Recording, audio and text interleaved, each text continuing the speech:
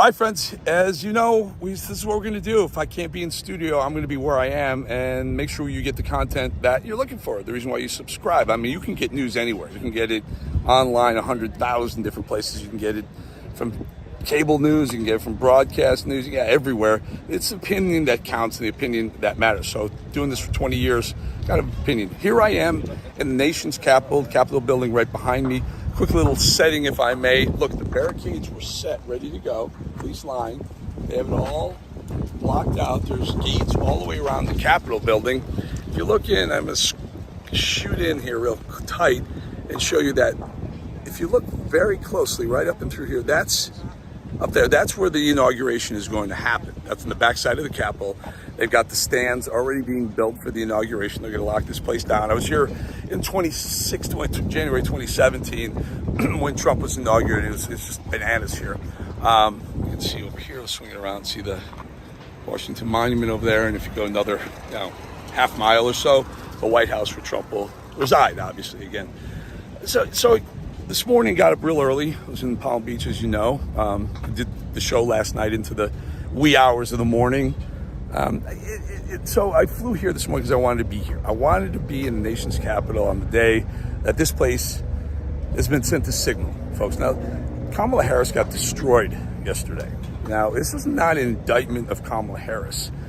This is more an indictment of the direction the country was going for the past 4 years under Kamala and Joe. This was an indictment of their failed border policy where they let 9 million illegals in. This is an indictment of the Department of Justice suing the state of Virginia to keep illegals on the voting rolls. This is an indictment of men playing women's sports. This is an indictment of putting tampons, Tim Waltz, tampons in boys' restrooms to appease transgender kids who are confused. This is an indictment of opening our border. This is an indictment of protecting criminals, not protecting citizens. This is an indictment of the woman or the policy of putting together a fund to bail out people who did stupid things during the George Floyd riots.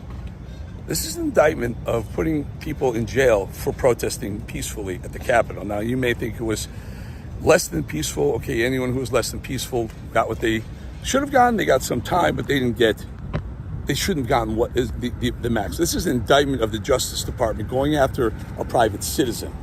This is an indictment of going after Donald Trump, the private citizen who's running for president, to a degree that you haven't seen for major criminals, for murderers, for people doing terrible things. This is an indictment of the last 4 years. More so, this is an indictment, this massive loss by Kamala Harris, of the direction we were going. Of Barack Obama's, he started it. He thought Hillary was going to continue it. Trump disrupted it. Joe Biden somehow took it away. And America clearly didn't like the direction we were headed. There are a lot of reasons for that. So I wanted to do this. I wanted to get some thoughts on tape for you here. I'm going to give you a few more later. But in the meantime, I just wanted you to see the nation's capital. I will tell you, there's a different tone, a different feel to this place. I used to come here every week, 3 days every week. And it's a different place now. Right now, the people who thought they were running, the inmates running the asylum, so to speak, they're on their heels. They're the crazy weed-smoking, whacked-out homeless people, liberal nut jobs, people who bump into you on purpose on the street just to show you that they think they got it going on. That was this place for 4 years. Now, it's a different tone, different feel here. So that's the Capitol. As of this taping, Trump won. The U.S. Senate has gone to Republican in a big way, which means Trump's going to have a very, very good presidency with the Senate in his hands.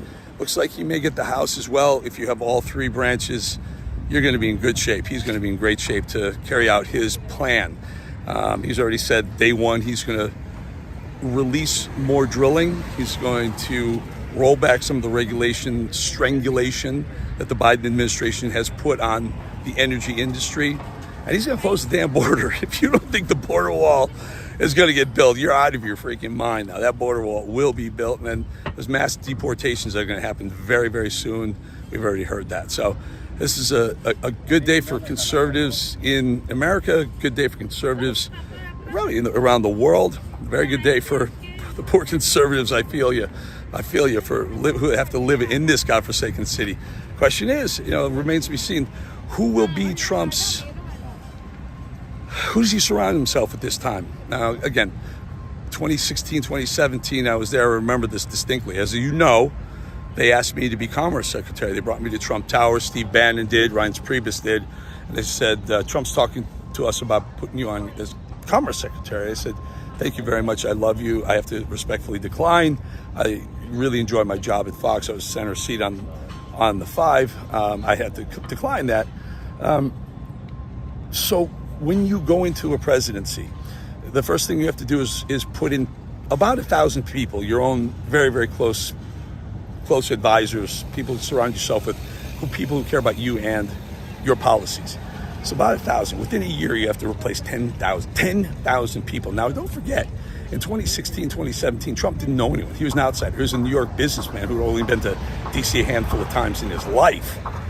So he came in here and he had to pick people who, frankly, John Kelly, some of these people were not good people, but he didn't have a choice. You have to get people in the seats, get asses in the seats, so to speak. And in his case, it was some important seats. Eventually, they got weeded out. This time around, I think Trump has a better idea of who he wants, who's going to be his cabinet, who's going to be his 10,000 people. Certainly, his 1,000 people are going to be better this time around than the first time around. So, look, we're in good hands, folks. I think Donald Trump really does give a shit about this country. He cares about the direction we were headed.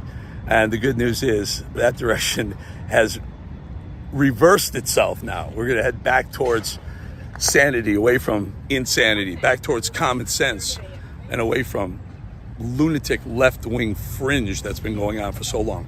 I'm going to cut it short here. I'm here also to do both BBC London, their main news broadcast tonight, Wednesday, the day after. I'm also doing China TV. The point is, there's a lot of interest around the world about this Donald Trump presidency. They don't know what to expect. We'll give them a little taste or two of what we've seen, what we know.